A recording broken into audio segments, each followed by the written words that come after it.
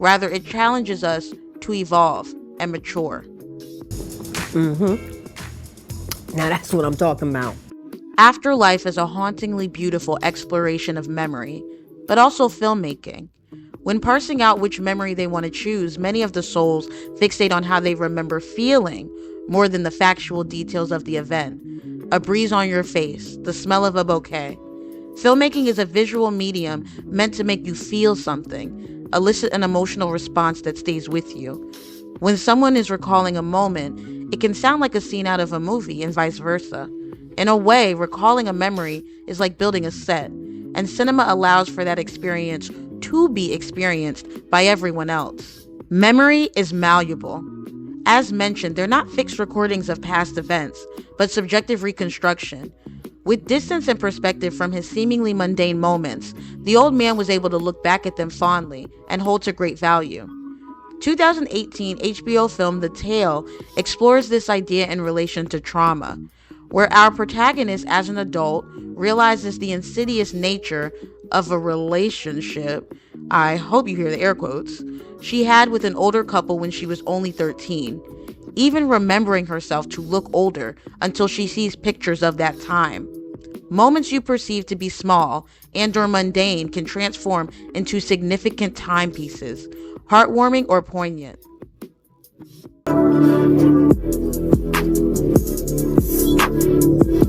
I chose to talk about these 3 films because I think they all cover a corner of nostalgia.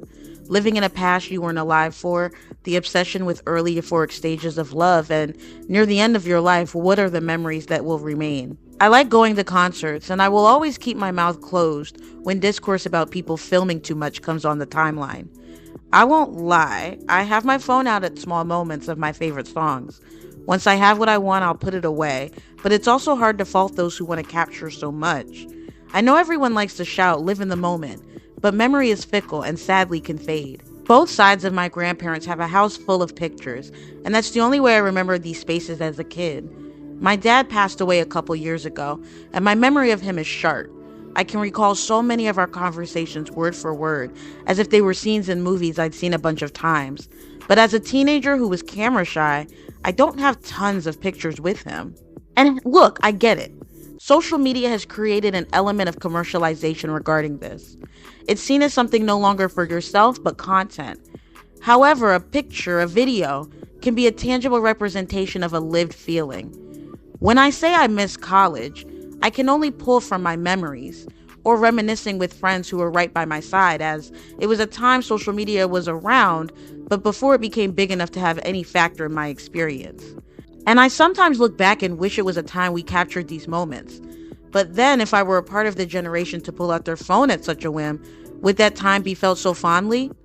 The bitterness of nostalgia is being a moment that can't be relived. The sweetness is the feeling of connection, and why every generation will always cycle through how those damn kids are losing the recipes.